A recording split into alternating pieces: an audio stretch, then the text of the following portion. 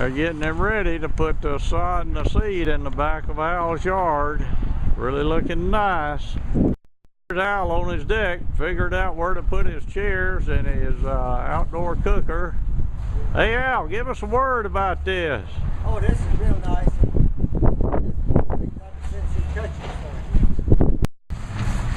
You got Al's carport door going down.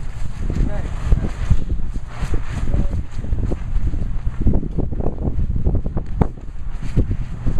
That's a nice looking. I like that with the windows in the top of it, Al.